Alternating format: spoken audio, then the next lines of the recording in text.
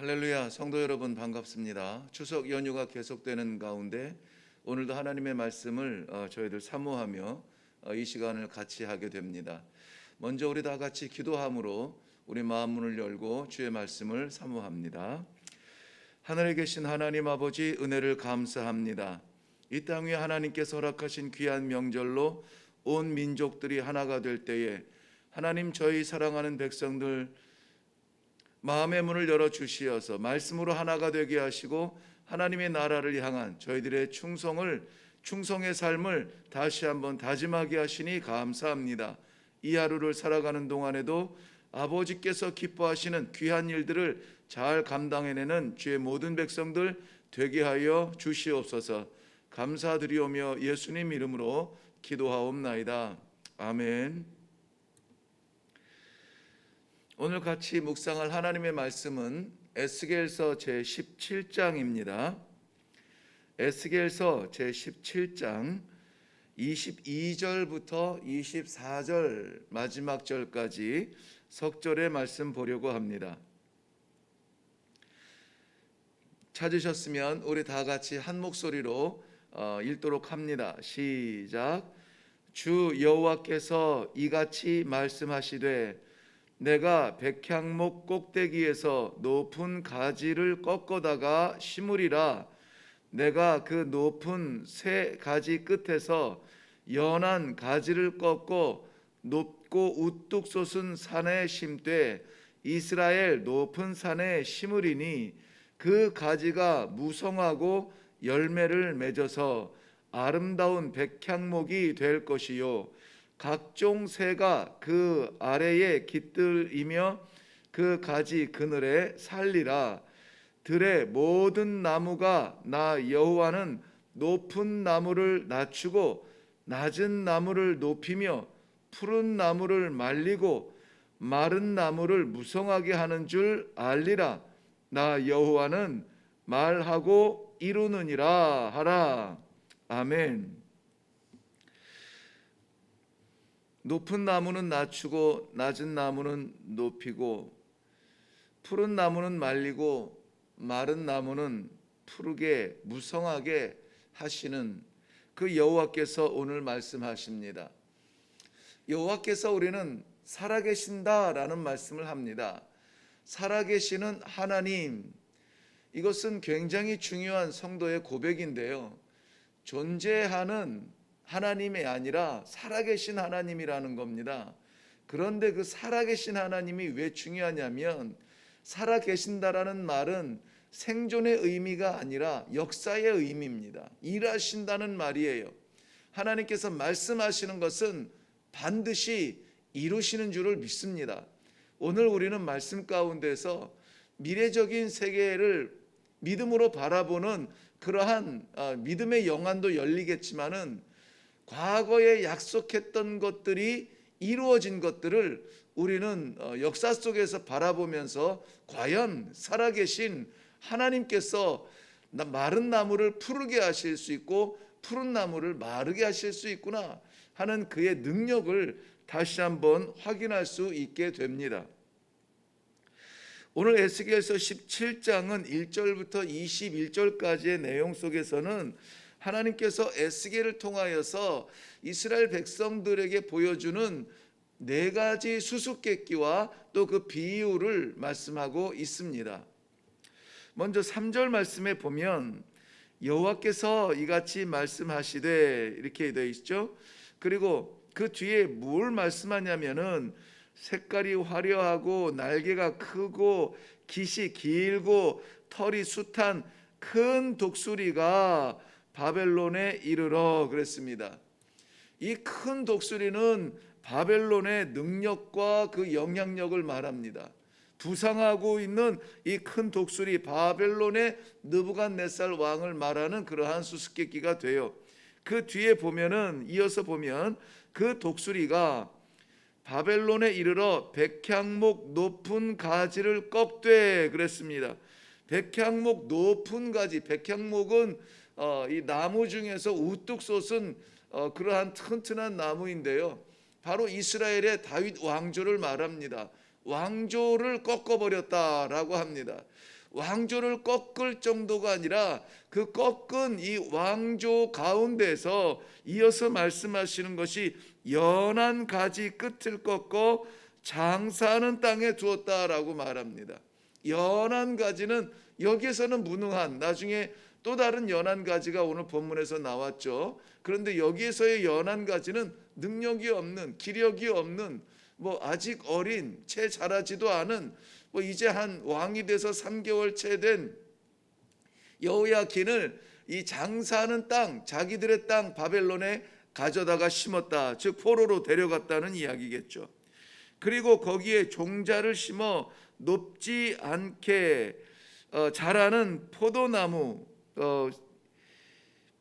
4절 말씀 보면은 5절 말씀 보면 또 그 땅에 종자를 꺾어 옥토에 심되 수양버들 가지처럼 큰 물가에 심더니, 그런데 그 나무가 자라긴 자라는데요, 퍼져서 높지 아니한 포도나무, 높지 아니한 포도나무가 되고, 하반절 말씀 보면 그 가지는 독수리를 향하였고, 독수리가 누구라고요? 레바논이라고요. 그 뿌리는 독수리 아래에 있었더라, 영향력 아래에 있었더라. 여기서 말하는 포도나무는 독수리 아래의 통치를 받을 수밖에 없는 시드기야를 말합니다. 여기서 말하는 이 네 가지 비유를 통하여서 이스라엘 백성들의 비참한 그 역사의 말년을 보게 되고요, 바벨론의 부상하는 능력과 힘을 볼 수가 있습니다. 근데 또 다른 독수리가 나옵니다. 7절 말씀에 보면 또 날개가 크고 털이 많은 큰 독수리 하나가 있는데 그랬어요. 그런데 이 독수리는 앞에 나온 독수리가 아니에요. 왜냐하면 이어서 보면 그 포도나무가 이 독수리에게 물을 받으려고 그 심어진 두둑에서 그를 향하여 뿌리가 뻗고 가지가 퍼졌도다. 이 포도나무가 누구라 그랬죠? 시드기야라고 했습니다. 시드기야는 이 큰 독수리에게 물을 얻고자 하여서 뿌리를 그쪽으로 슬며시 뻗습니다. 이미 큰 독수리 바벨론의 통치 아래 있는 시드기야가 또 다른 큰 독수리에게 물을 얻고자 뿌리를 뻗습니다. 바로 애굽을 이야기합니다. 이스라엘 백성들이 바벨론을 배반하여 애굽에 슬그머니 이 손을 뻗치는 것을 괘씸하게 여겨 결국은 세 차례의 전쟁을 통하여서 유다는 완전하게 멸망하게 되는 것이죠. 그런데 아까 우리 본문에서 이러한 역사들, 푸른 나무 마르게 하시고 마른 나무 무성케 하시고 큰 나무 낮게 하시고 낮은 나무 크게 하시고, 왕들과 나라의 흥망성쇠가 누구에게 있다고 했습니까? 여호와께서 말씀하시고 이루신다라고 하는 것입니다. 오늘 본문에서 우리가 이 수수께끼를 살펴보았습니다마는 이것도 이스라엘이 이방 나라를 의지하여서 또 다른 이방 나라가 배신감을 느껴서 저들이 유다를 친 것이 아니라, 오늘 19절 말씀에 보면은 그가 내 맹세를 업신여기고 내 언약을 배반하였은즉 내가 그 죄를 그 머리에 돌리되, 20절 하반절 말씀에 그들을 심판할 것이며 그들의 용사들은 칼에 엎드러지고 사방으로 흩어지리라 그랬습니다. 이스라엘 남유다의 나머지 남겨진 이 예루살렘의 멸망은 왕의 잘못도 있겠거니와, 그 왕의 잘못은 결국 무엇입니까? 나라 간의 협정과 배반이 아니라 내 율법과 내 언약과 내 맹세를 어겼다. 즉 하나님과의 관계가 올바로 서지 못하고 하나님의 말씀에서 벗어났으므로 말미암아 이방을 몽둥이로 이 채찍으로 들어서 바로 이 남유다 이 예루살렘을 치셨다라고 말씀하고 있는 것입니다. 하나님께서 오늘 1절 말씀에 여호와의 말씀이 내게 임하여 이르셨다 그랬습니다. 그러니 이 이후에 나오는 네 가지의 이러한 그 수수께끼와 비유들을 통한 하나님의 백성들의 역사는 하나님의 말씀대로 된 것이며, 그렇게 지금 포로로 끌려가고 있다는 것이죠. 오늘 본문 말씀 다시 가볼까요? 22절 보면은 주 여호와께서 이같이 말씀하시되, 하나님께서 또 말씀하십니다. 이 말씀하시는 것은 어떻게 됩니까? 이루십니다. 반드시 이루어집니다.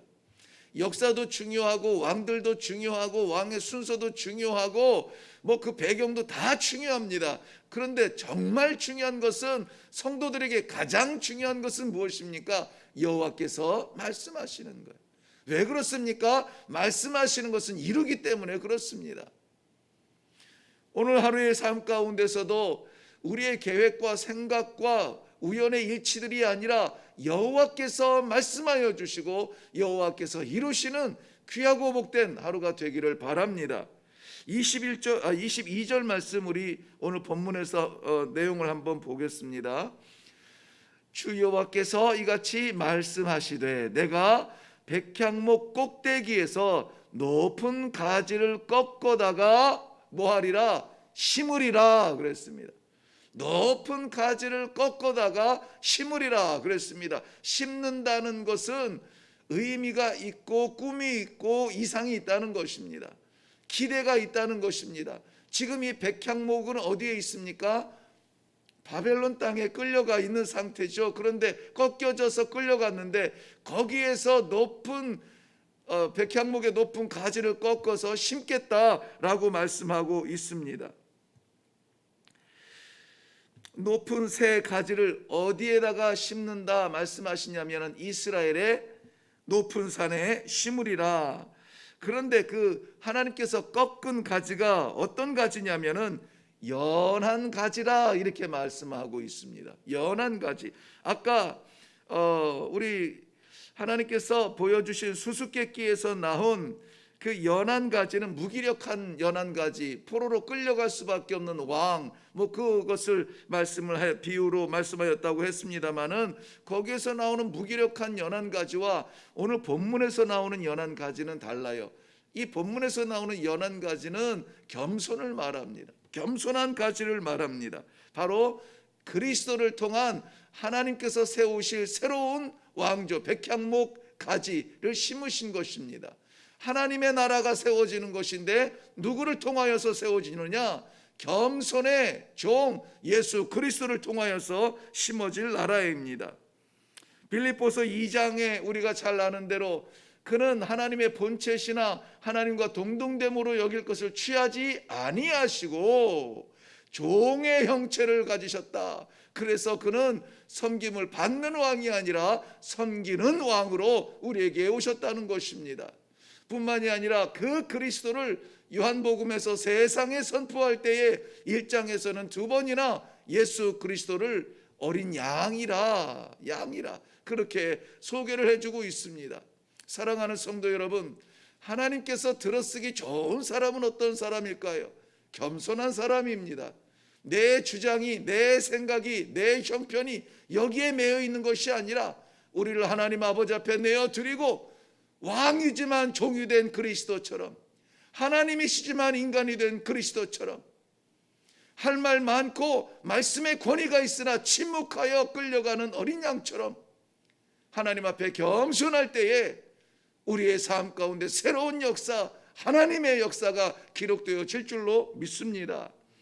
두 번째 보면 23절 말씀 보면, 그렇게 심겨진 나무는 연한 가지를 가져다가 심었는데요, 그 가지가 무성하고 열매를 맺어 아름다운 백향목이 될 것이다. 백향목 왕조라고 했습니다. 그런데 이 왕조는 무성하고 열매를 맺고 아름답다. 여기 열매를 맺는다는 것은 생명의 열매입니다. 무성하다라고 하는 것은 부족함이 없는 것입니다. 아름답다라고 하는 것은 완전한 것이라는 거예요. 이 백향목, 바로 이 왕조를 세우는데 새로운 왕조를 세울 것입니다. 모자람이 없습니다. 부족함이 없습니다. 생명이 넘치는 그러한 나라가 될 것입니다. 이 나라의 백성들은 다 살 것입니다. 그러나 이 백향목, 이 이스라엘의 왕조로만 생각했던 이 왕조가 새로운 나라, 그리스도를 통한 나라가 된다는 것은 어떠한 의미입니까? 그 뒤에서 23절 하반절 말씀에 보면 각종 새가 그 아래 깃들며 그 가지 그늘에 살리라 그랬습니다. 살리라, 생명을 얻는다는 뜻이죠. 그런데 살리라 하는 것은 생명을 얻는다는 뜻도 있거니와 거한다라고 하는, 같이 산다, 거한다라는 뜻도 있어요. 누가 거기에 거합니까? 각종 새가 거기에 산다는 거예요. 각종 새는 이방의 열방에 흩어져 있는 다양한 민족들을 말씀하고 있습니다. 역사의 유다 왕국은 망했습니다. 그러나 그리스도의 새 나라는 우주적 왕국이 되어서 혈통을 초월하여서 바로 그 그리스도 예수를 바라보고 부르는 자마다 새로운 생명을 받으며 그 그늘 아래 거하게 될 것입니다. 오늘도 우리가 일구는 땅의 열매는 제한적입니다. 그러나 바로 이 예수 그리스도의 새 나라 새 생명 그 아래에서 거하는 백성들은 영원한 생명, 누구라도 어떤 민족이라도 다 그 아래서 살 것이라. 이 여호와의 말씀, 여호와의 나라의 확장성을 이야기해 주고 있습니다. 마태복음 13장 31절 말씀으로 오늘 결론을 내리고 싶습니다. 예수님께서 친히 말씀하여 주신 것인데요, 천국은 마치 사람이 자기 밭에 갖다 심은 겨자씨 하나 같으니 이는 모든 씨보다 작은 것이로되 자란 후에는 풀보다 커서 나무가 되매 공중의 새들이 와서 그 가지에 깃들이느니라 그랬습니다. 예수님께서 이 작은 하늘의 겨자씨, 제가 한 3년 전에 우리 성도들에게 책을 선물하면서 책에 이 작은 겨자씨 하나씩을 붙여 드렸는데 그걸 기억하시는 분들이 있는지 모르겠습니다. 정말 볼펜으로 저만한 찍은 것 같은 그 사이즈, 그 겨자씨 하나가 자라서 큰 나무가 되고 그 아래 새들이 집 짓고 깃들인다라고 하는 그것을 하나님의 나라를 비유하여서 설명해 주고 있는 것입니다.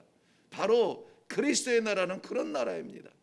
누구라도 그 안에 들어가 바라보고 의지하고 부르기만 하면은 거기에 생명을 얻고 생존하며 거할 수 있는 그러한 나라가 우리 주님의 나라입니다. 사랑하는 성도 여러분, 우리만 사는 것이 아니라 다양한 각종 새들이 산다고 했습니다. 우리의 이웃들, 우리의 이웃 나라들, 우리의 이웃 민족들, 저들이 다 하나가 되어서 이 어마어마한 우주적 교회, 그리스도의 교회 아래 우리는 같은 지체로서 하나가 될 것입니다.